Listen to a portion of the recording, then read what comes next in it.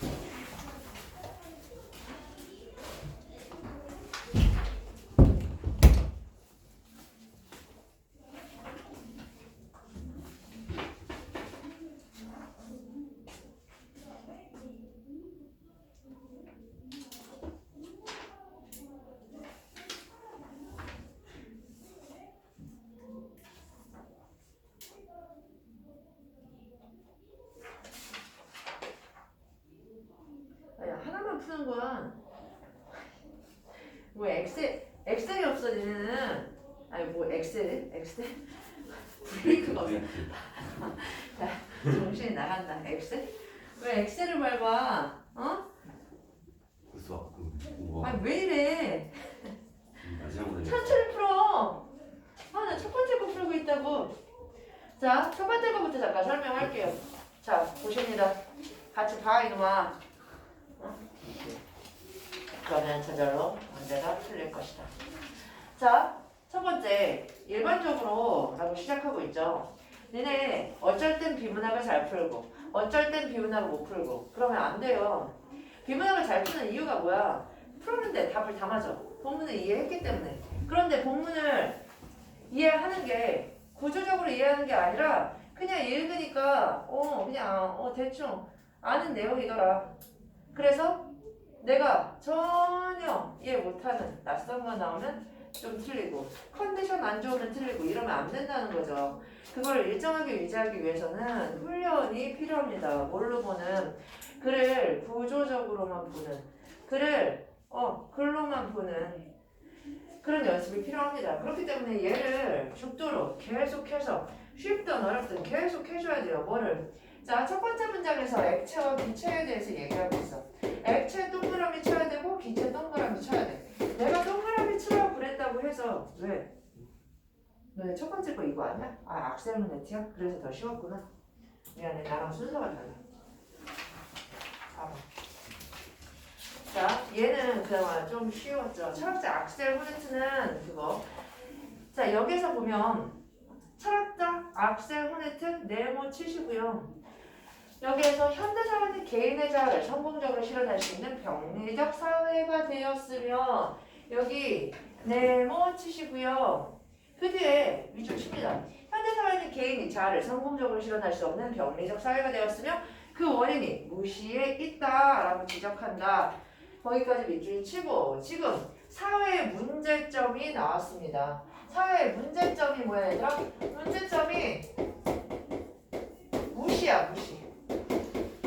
무시가 문제점이래. 문제점 나왔으면 어떻게 해야 된다? 해결책 나와야 돼. 무시의 해결책이 뭐야? 그 뒤에 밑줄 치죠. 개인의 자아 실현을 보장하는 사회적 인정이 회복되어야 한다. 아, 해결책은 인정 회복이구나. 이렇게. 오케이? 자, 그래서 요거에 대해서 우리 지금 얘기해보는 거야. 무시를 인정 회복으로 어떻게 해결할 것인가? 두 번째 문장 보면 호네트는 어떤 점에서 사회적 인정이 개인의 자아 실현을 보장한다고 봤을까? 일단 그걸 얘기하기 위해서는 자아 형성 과정을 목적격 나와 주격 나의 관계를 통해서 밝혀야 된대. 얘들아, 목적격 나는 읽어보니까 뭐야? 목적격 나 동그라미 치시고요. 그 정의를 이걸로만 보셔야 되죠. 뭐라고?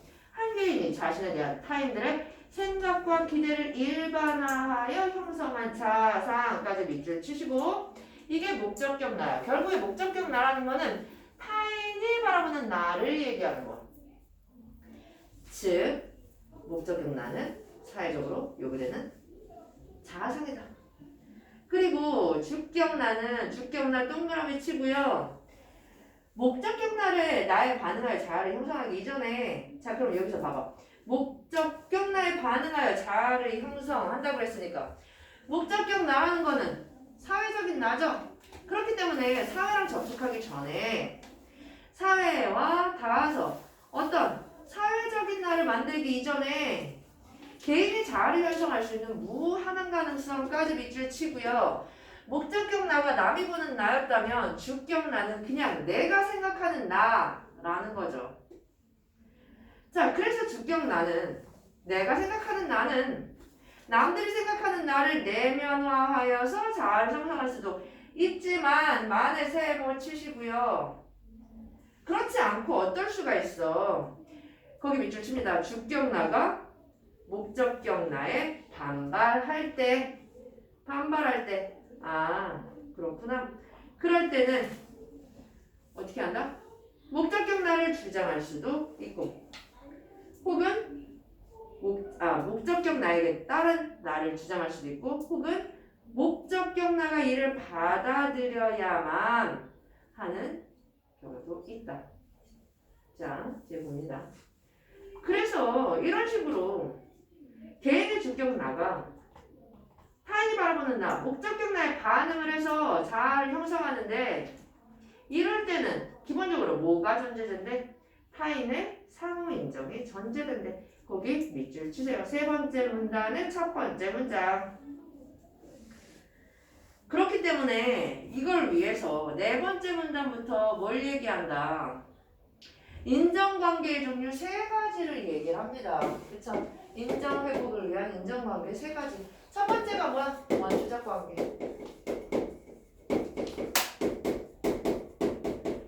두 번째가 뭐다? 두 번째를 보니까 권리관계. 세 번째는 뭐다? 가치 공통적 관계.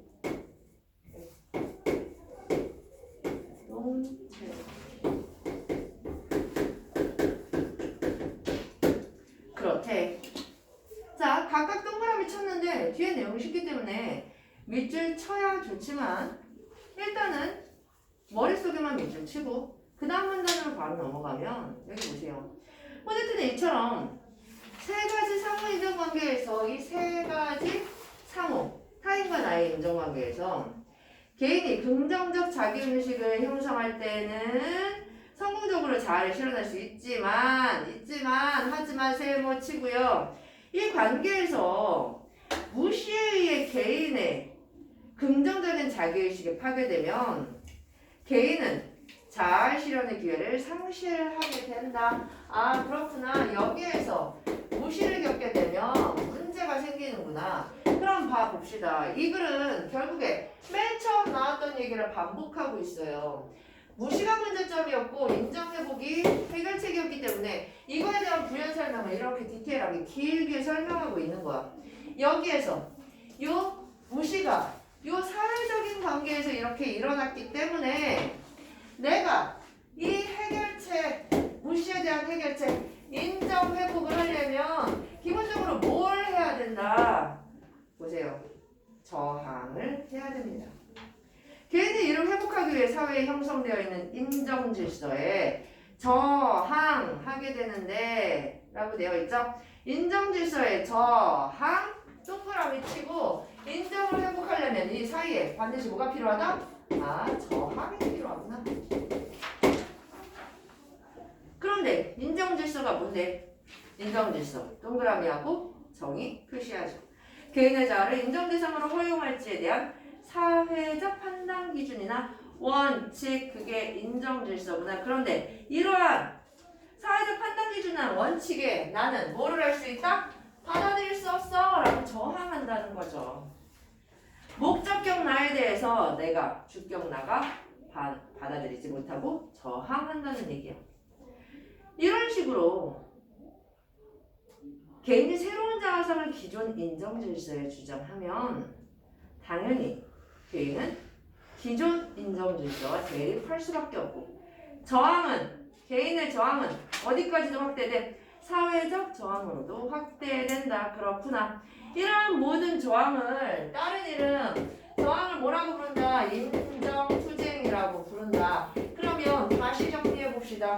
무시당하면 인정투쟁을 통해서 인정을 회복한다. 결국 인정을 회복한다는 건 인정 질서를 새롭게 한다는 얘기죠. 자, 그래서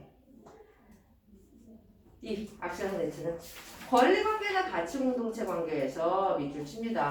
발생하는 인정투쟁은 사회적으로 인정되는 개인의 권리나 가치의 범위를 확장하여서 새로운 인정질서를 형성한다라고 결론 내리고 있습니다.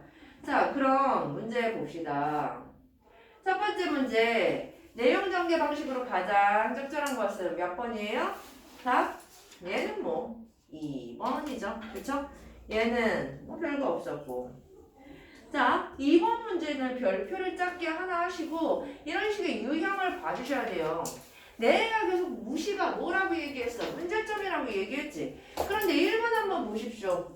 무시는 개인의 자아 실현을 위한 저항의 결과이다. 얘들아, 이거를 이 문장만 읽고서 맞나? 이런 말이 나왔었나? 이렇게 찾아보면 안 된다는 거야. 이렇게 찾아보면 시간이 걸리죠. 분명 우리는 무시를 문제점으로, 저항을 해결책으로 보았는데, 혹은 저항을 해결책으로 가는 과정으로 봤는데, 이런 식으로 저항의 결과이다 하면 한 번에 틀리다는 거 아셔야죠. 구조적으로 틀리다는 얘기야. 그래서 답 1번. 자, 그 다음에 자료 1과 자료 2를 봅시다. 자료 1, 2는 항상 어떻게 해석해라? 보기는 본문의 언어로 해석을 해야 된다. 보기를 감정을 이입을 해서 보기에 대한 내용에 푹 빠져 계시면 안 돼요. 본문은 단순히 보기의 그런 반대로 얘기했지? 보기는 본문을 대신하는 것 뿐이야. 그래서 보기에 아무리 새로운 얘기가 나와도 모든 언어를 본문의 언어로 바꾸셔야 됩니다. 자, 그래서 보면 자료 1에 A씨는 어떻게 했어, 얘들아? 사실은 처음에는 목적격 나가 안 받아들여졌어. 그치? 그런데 아버지 덕분에 결국 어떤 나? 목적격 나를 나의 자아로 받아들이게 됐죠. 남들 생각하는 나를 나의 자아로 받아들이게 된 거야. 여기에서 이 사람 새로운 질서, 인정질서 새롭게 만들었다? 아니야. 새롭게 만들어지지 않았고 뭐도 없었어? 다행히 저항도 없었다.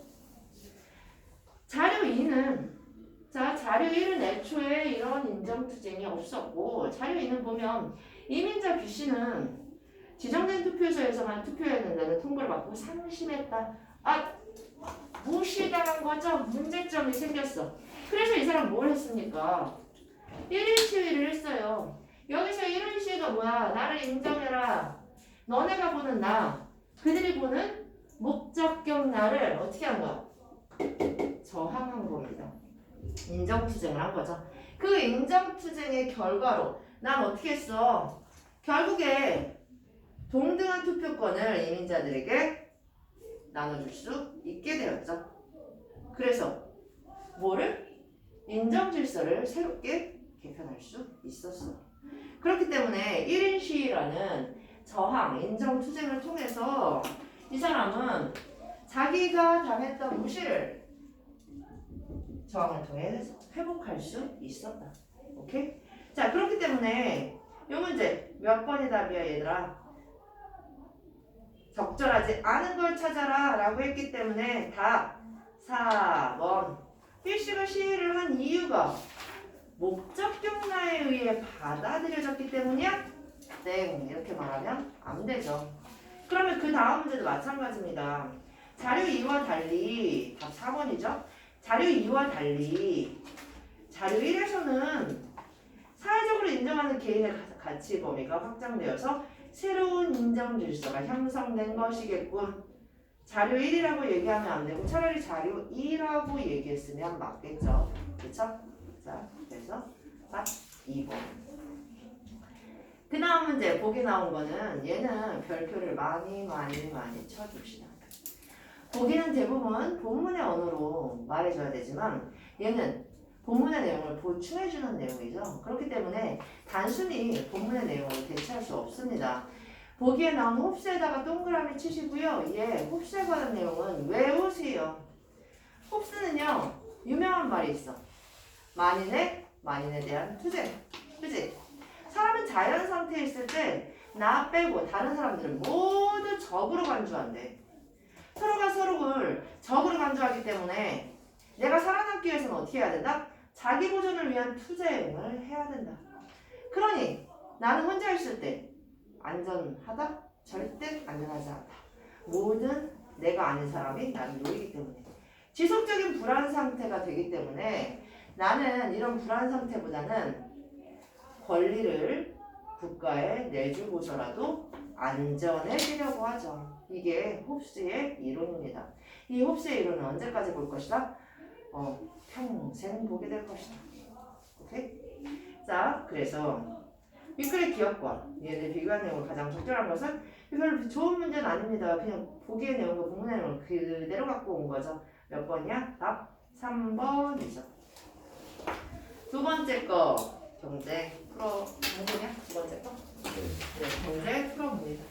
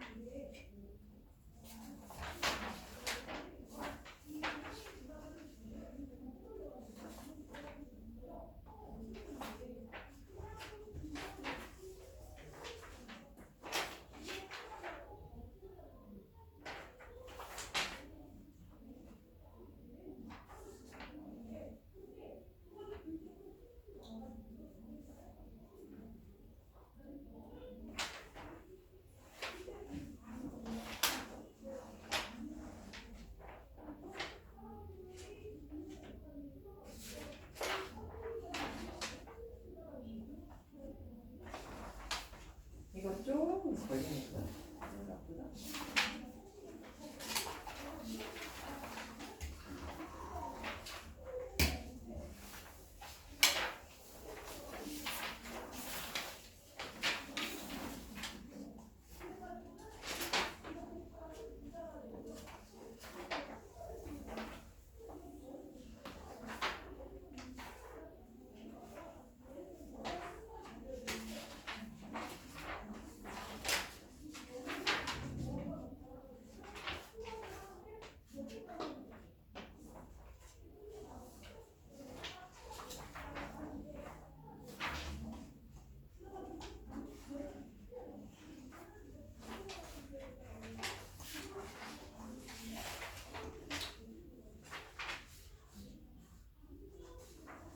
자, 첫 번째 거 하지 말고 두 번째 거부터 같이 해줄까? 자, 그래서 복습 열심히. 그래프를 못 봤어요. 그래프 알려줄게. 자, 봐봐. 질문 읽었어요. 자, 두 번째 비문학 유명하죠. 어렵진 않습니다. 일단 밑줄 치세요. 시작부터. 이런 의사와 능력이 모두 있는 사람이 일자리를 갖지 못하는 상태. 밑줄 치고 얘를 경제에서 뭐라고 한다? 실업이라고 한다. 근데 실업은 뭐다? 경제적 문제다 라고 얘기하고 있어. 문제점이 생겼으니 얘와 마찬가지로 어떻게 해야 돼 얘들아? 문제 생겼으니 당연히 해결해야 되죠. 누가 해결합니까? 해결책이 뭐예요? 정부의 역할이 해결책입니다. 자, A 부분에 보면 그래서 실업을 정부가 해결해야 되는데 일단 실업의 종류부터 보재. 얘는 정부의 역할. 자, 첫 번째 실업은 뭐라고 나와 있습니까? 첫 번째 실업은 마찰적 실업이야. 마찰적 실업 동그라미 치시고요. 마찰적 실업 동그라미 치시고. 얘는요. 머릿속에서 밑줄 쳐? 얘는 너무 쉽잖아. 일반적인 경제 상황에서 노동자가 개인의 선택으로 직업을 바꾸거나 직업이나 직장을 바꾸는 과정에서 불가피하게 발생하는 실업. 얘는요. 문제긴 한데 해결책. 정부의 역할이 어떻대? 미미해야 돼. 두 번째 문제점. 두 번째 문제점 뭐야? 구조적 실업. 구조적 실업은 얘들아 동그라미 치시고 노동자가 공급하는 기술 수준과 기업에서 요구하는 기술 수준 간의 불합치 얘 때문에 발생하는 실업이야. 그렇기 때문에 재교육 등과 같은 정부의 역할이 필요해. 필요하지만 크게 필요하진 않고 세 번째가 심각한 문제야. 뭐라고 하는데? 경기적 실업이래. 이 경기적 실업은 어떠하다? 정부의 역할이 많이 필요하대. 전적으로 필요하대. 자, 그런데 이 세 가지 실업과 세 가지 해결책에 대해서 첫 번째, 고전학파의 의견이 이러합니다. 고전학파, 네모 치시고요. 상식적으로 죽을 때까지 우리가 알아둬야 되는 겁니다. 앞으로 경제 지문에서 고전학파를 자주 보게 될 텐데 얘들아, 고전학파는 우리 전 지구적으로 경제가 발달하면서 사람들이 경제에 대한 이론을 내놓기 시작했을 때 초창기 이론이 고전학파야. 그렇기 때문에 현대로 들어오면서 이론과 맞지 않는 부분들이 많아서 현대에는 고전학파의 문제점들을 보완한 이론들이 많이 나오고 있죠. 그런데 기본적으로 고전학파는요, 요즘 경제이론의 기초가 돼. 고전학파가 뭐라 그랬냐면 이런 모든 문제점들, 경제의 모든 문제점은 누가 해결한다? 보이지 않는 손이 해결한다. 보이지 않는 손이 뭔데? 시장 가격. 얘가 모든 문제들을 해결한다는 거야, 얘들아. 자, 그래서 본문에 뭐라고 나와 있습니까? 시장에서는 임금이나 물가 등의 가격 변수가 완전히 탄력적 동그라미 치시고 작용하기 때문에 경기적 실업을 자연스럽게 해소할 수 있는 일시적 현상으로 봤다. 그냥 내비두면 이런 경기적 실업 같은 심각한 문제도 누가 보이지 않는 손, 가격이 오르락 내리락 하면서 얘를 해결할 것이다. 어떻게 오르락 내리락 해결하냐? 뒤에 보세요. 뒤에를 설명하기 위해서 잠시 명목임금과 실질임금이 나오는데 내가 지난번에 명목임금 얘기했을 거야. 명목 화폐 얘기하면서 명목 설명했었죠. 명목임금이라는 거는 말 그대로 숫자 그대로의 임금이야. 내가 100만 원의 월급을 받으면 100만 원이라는 숫자가 내 명목임금이야. 그런데 그걸 가지고 내가 쌀 2가마니를 샀어. 그럼 실질임금은 쌀 2가마니에 해당이 돼.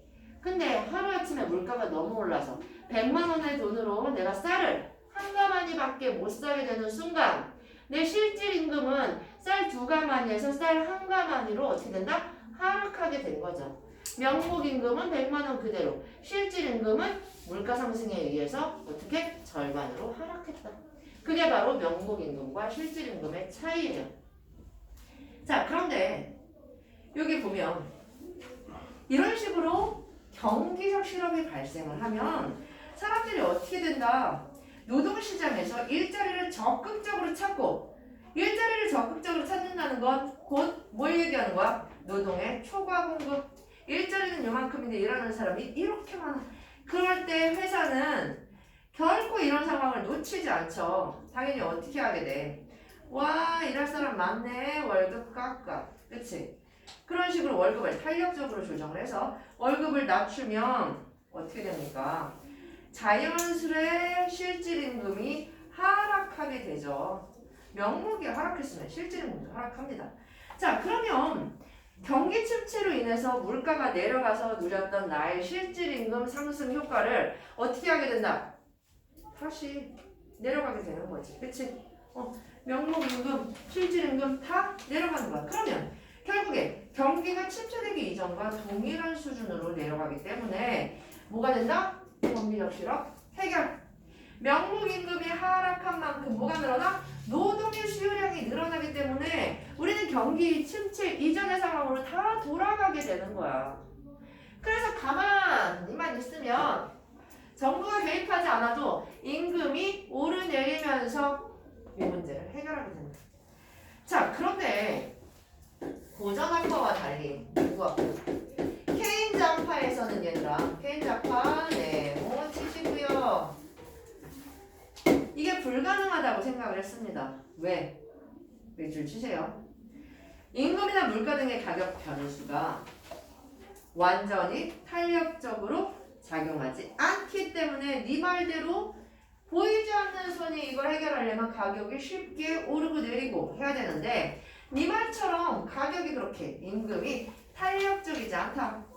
그렇기 때문에 경기적 실업은 냅둔다고 해서 자연스럽게 해소될 수 없다라고 얘기하는 게 케인즈 학파인 거야. 자, 그럼 그게 뭔 소리냐? 임금이 왜 실제로 오르고 내리지 않느냐? 편의점에서 일을 한다고 생각을 해봅시다. 일단 아니 시급 10,000원을 받아. 근데 라디오에서 뭐라고 얘기해? 물가가 10% 하락했다라고 라디오가 나왔어. 좋은 거 같아. 그치. 근데 그 순간 사장이 그거 안 놓치고 뭐라 그래? 야, 물가가 10% 낮아졌으니까 네 월급도 10% 깎자. 그러면 받아들일 수 있어요? 아니죠. 못 받아들이죠. 그걸 바로 뭐라고 한다? 화폐 환상 현상이라고 생각을 한다. 물가가 10% 내려갔다고 해서 내 월급까지 10% 깎이는 걸 원하지 않는다, 얘들아. 내가 물가가 하락했다고 해서 내가 사는 모든 품목이 10% 하락하지 않아요. 그렇기 때문에 나는 그거를 받아들일 수가 없어. 경기 침체로 물가가 하락했다고 해서 명목임금을 하락시키면 당연히 반발이 일어나죠. 노동자는 절대로 그거를 인식할 수가 없습니다. 그러니 내 맘대로 임금을 올렸다 내렸다 쉽게 할 수 있어 없어? 그럴 수 없다. 지난달 월급 물가 인상 반영해서 다음 달 월급 바꿀 수 없다는 얘기죠.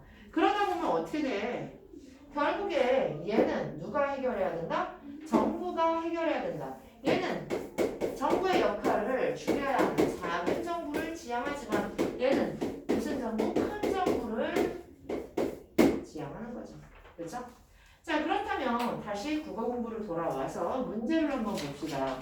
일단 첫 번째 문제는 3번이죠. 이건 문제가 아니고 두 번째 문제 봐봐. 물가 상승했는데 기억이 뭐였냐? 명목 임금이 하락했어. 그럼 이건 죽어라 하는 거 아니에요? 그치? 근데 여기다 대고 실질 임금은 상승하겠군. 누구 놀립니까? 1번. 자, A를 바탕으로 보기를 얘기한 거. 보기를 뭘로 바꿉니까? 기억을 구조적 실험으로 바꾸고 땡쳐야지. 내용 보지 마세요. 그럼 니은은요? 뭐라고 해야 돼? 마찰적 실험이라고 고쳐놓고 그냥 바로 보기를 보는 거야. 자, 그러면 세 번째 문제의 답은 몇 번이다? 그렇게 바꾸고 와. 3번 아니에요? 니은과 달리. 그러면 니은 마찰적 실험과 달리. 구조적 실험은 일자리 스스로? 기억이 지금 스스로 아 반대로. 미쳤나? 4번. 야 5번이죠. 왜? 왜 이래? 아 그치 기억. 오 반대로 이런 거 뭐라고 반대로. 합니까? 이래서 성격이 곧 성적이죠. 제대로 봅니다. 하지만 훈련을 통해서 우리는 그죠? 이 성격을 바꿀 수가 있어요. 시험이 아니니까. 그렇긴 한데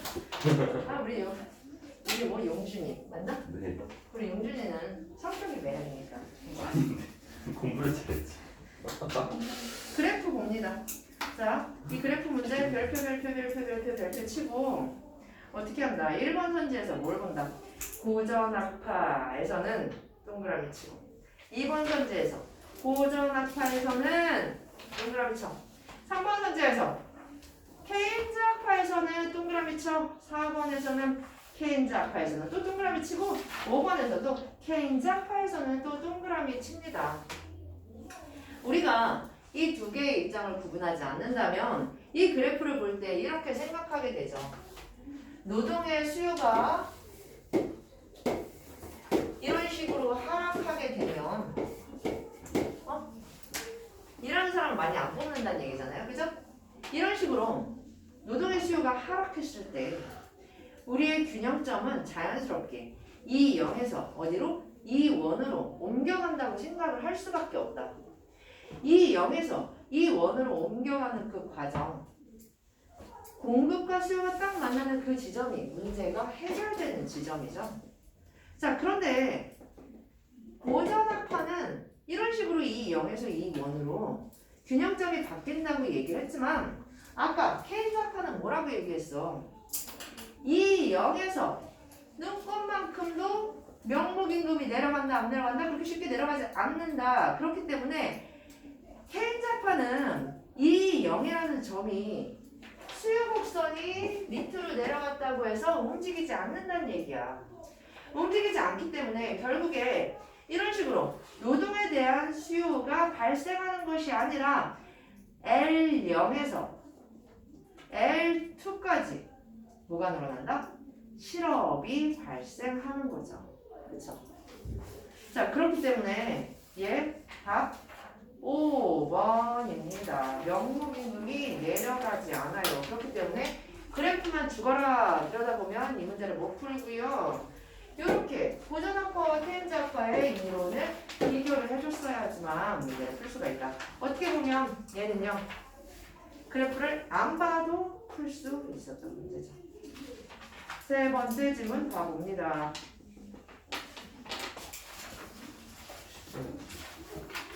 세 번째 질문. 마지막? 야, 1번. 1번이야? 네. 1번 아니에요? 맞아요? 그래. 1번. 다시결이 1번이네?